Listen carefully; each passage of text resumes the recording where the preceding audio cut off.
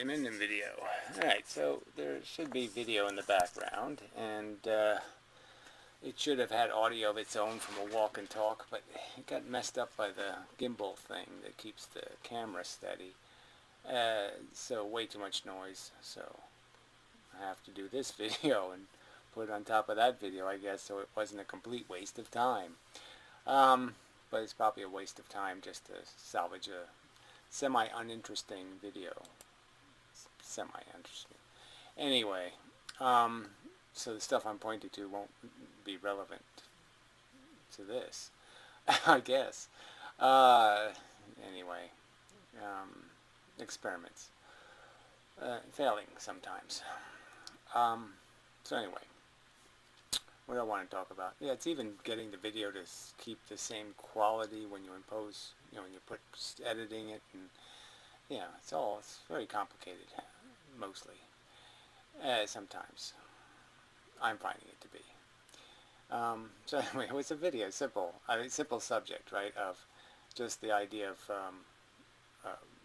whether to be or not to be, in a simple kind of, yes, there's such a thing as value in the universe, or no, there's no such thing.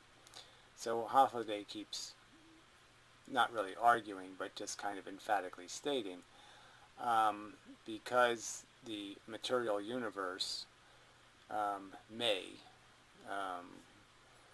go all the way down, kind of thing, which I don't think the evidence indicates. I think it is quantizable, and that it's made out of a discrete bit, a quantum of something, whether it's a field perturbation or it's a little ball of sand. It doesn't really matter, a little hard thing. The bottom line is it interacts in a very unambiguous way, in the sense that it has properties that are really fundamentally, you can't get any simpler. It just moves the speed of light, it bangs into something, certain rules, and that's it. Really simple. But it doesn't matter. Whatever you think it is, that material thing, this idea of just a thing moving, somehow, that the fact that everything's made out of that means that anything that's a consequence of those things clumping into complexity means that none of their properties can be more meaningful, significant, real, than these fundamental properties. So, well, anyway, it's not, in my opinion, it's not an argument that has any logical foundation. It's no better than an argument from God or something, in the sense that it doesn't give you any reason, any logical reason, to negate the personal experience of, regardless of what I'm made out of, cells and electricity, and things very distant from what I am. I mean, the billions of cells I'm made out of are technically living things, and I'm made out of them. Not made out of them in the sense that they're not doing me in any sense, but the fact that they circulate and move oxygen around and do different things, but I'm not living with them. I'm living as a consequence of their movement, which is, I've made a comparison, but it's kind of like looking at a big city at night when they do all the traffic moving and stuff. You wouldn't think of that stuff as being a thing, but for us, that happening makes this happen. Consciousness. It creates a projector, a screen, and an idiot watching. And that's what our consciousness is doing, is watching our brain do us. And then it's watching the other us's doing them to us. The interaction. And it's watching it all. And in that watching process is filled with an atmospheric, you could call it, of more than just our senses, more than just sight, more than just sound. We feel, and we feel kind of dramatically different things, pleasant and unpleasant sensations. Um, I think it can physically be argued that we really just feel unpleasant, and when you take away the unpleasant, that's feeling good. So you can reduce it one step, but the step of that idea of a qualitative state, the fact that there's a difference between the states, and the differences in how tall they are, or how fat they are, but the difference is the quality of them. And one's clearly profit and one's loss. One's positive, one's negative.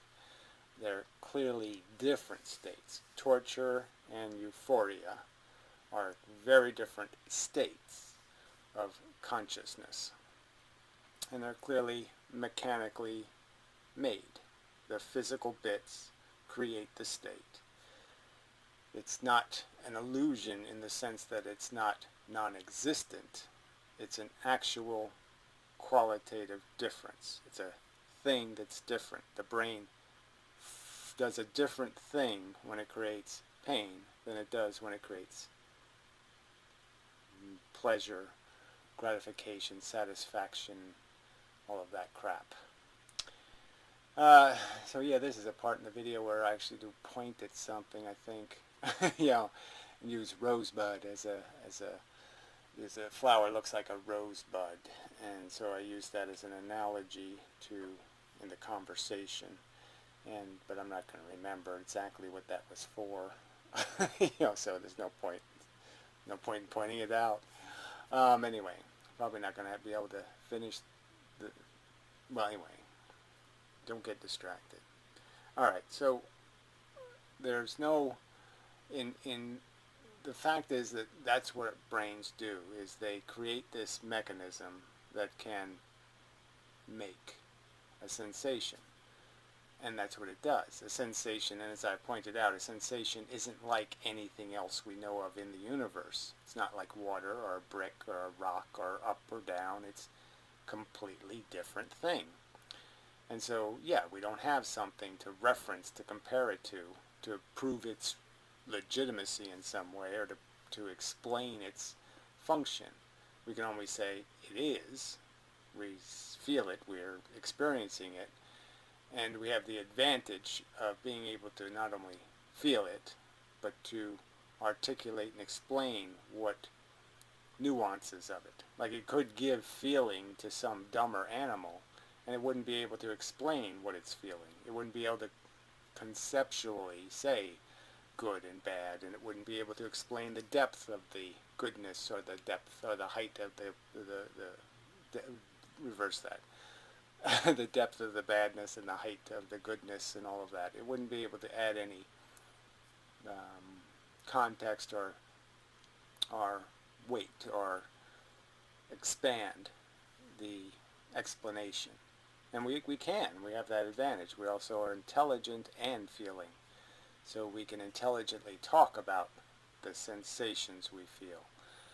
And clearly one of the most intelligent things you can say about feeling is that you know there's a dramatic difference between torture and euphoria. They're not the same thing in any way. They're very different. We can tell the difference as measuring devices for these qualitative states, as being capable of seeing it, not only in ourselves, but as we experience it, we certainly see that. We can also see it happening to somebody else and imagine the sensations and understand them to be comparable to the ones we have and all of that stuff, and label them appropriately. Tragedy happens to me, tragedy happens to other people. When torture happens, it's not really that complicated. And the real argument is there's nothing, there's no evidence, there's no reasoning. You know, he keeps arguing as if he's made a rational argument somehow that because the universe is mechanical, therefore mechanical wheels going round, round, round can't make feelings. when they have. It's just a fact. The material universe has made the feeling machine. It's a fact. And there's no reasoning that makes feelings go away because round wheels don't make feelings. Because we can't see the complex mechanical arrangement necessary to create consciousness. Therefore, it doesn't exist. It's a silly argument. I mean, it's nonsensical. There's nothing you can do with that except say, well, that's nonsense. Okay, I mean, just because you can't see the mechanism doesn't mean it isn't working. I can look at a circuit board for a calculator, and yeah, it's a dumb calculator. It's not even a smart computer, and I can't see how it's calculating. That's my limitation. Doesn't mean the calculator doesn't calculate. It just means I don't understand how it's calculating. Now, how our biology makes sensation, we don't have to know how it does it. We know it does it. And that's all you need to know. And so anyway, once that exists, once you acknowledge the obvious, we're sampling it, we're tasting sensation, so to speak, what reasoning would I use to say it doesn't really exist? I'm not really detecting a difference between a positive sensation and a negative sensation. I'm not clearly detecting the difference between the brain in one state and the brain in another state. They're different states, and I'm able to detect the difference between those states, and I am able to explain how one is decidedly not good and the other is good. Or you could argue the same way, one is decidedly bad and the other is decidedly not bad. And there's no reasoning that undoes that. There's no logic that makes it possible to create some sort of argument that some whatever in the universe, at some intellectual level, you sit there and say, well, even though I've sampled these feelings of torture and euphoria, I can apply some logic that says it doesn't matter which one you turn the switch on, that they're equal, that they're indistinguishable. He hasn't provided any evidence that there's any rational argument that makes that sensible, that after I taste torture and euphoria, and then somebody asks me, well, you can have a zillion years of one of those two things, torture or euphoria, that somehow I would choose torture? It's not possible. It's silly. There's nothing I can add in all of my imagination. See, I mean, in your imagination, you can make up Cinderella stories. You can make up crap that can make the story work, where, oh yeah, she wears a glass slipper, and yeah, the good fairy thingy or whatever, the fairy godmother shows up and, makes her a coach and a nice dress, and, you can add something that's completely bullshit to fix a story. What can I add to torture and euphoria to make those two things equal? To make it irrelevant which one there's more of or something. There's nothing. I can't invent any fake thing to negate the power of the distinction I've sampled. I've sampled it. I've measured it. I've detected it. How can I deny that reality?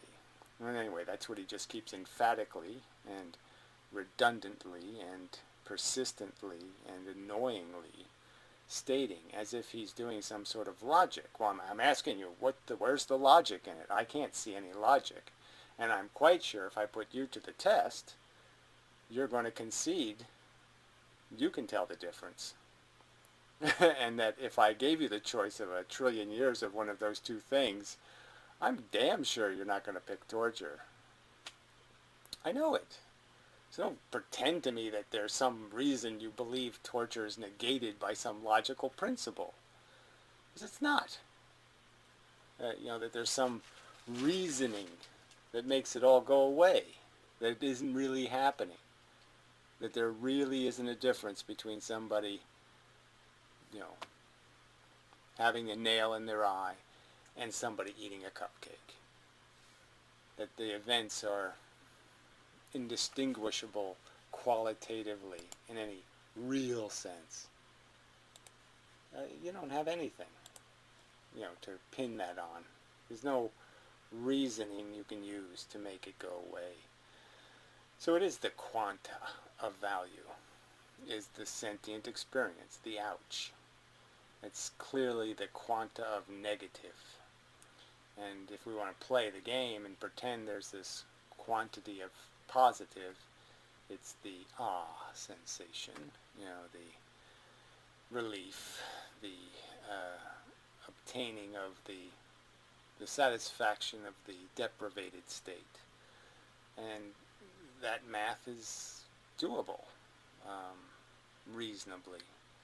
I would argue that the standard it has to be done from is realistically understanding that the negative state doesn't need to be created so you can create the illusion of your positive state in the first place. But yes, there's clearly something to be measured. There's clearly a difference between the dollar bill and the debt, an IOU and money.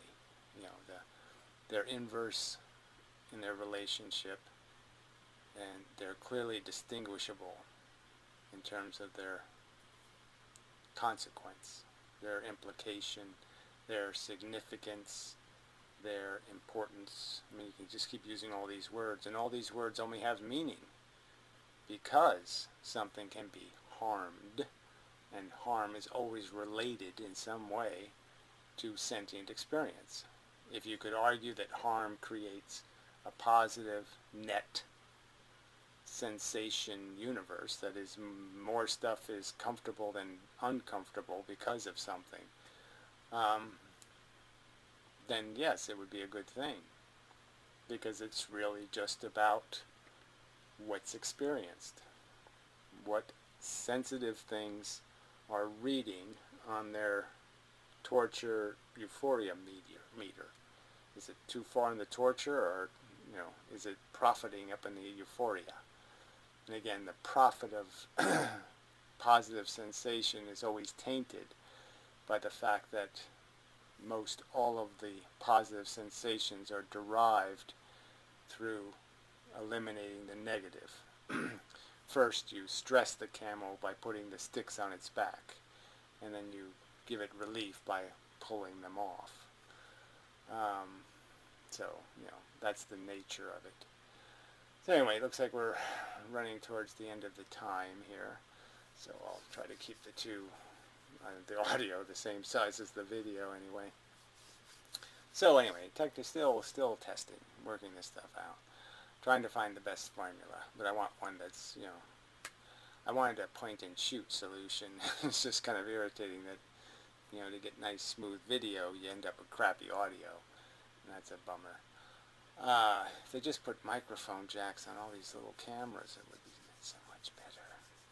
But anyway, I'll work it out eventually. Probably, hopefully. And such. So, until the next time.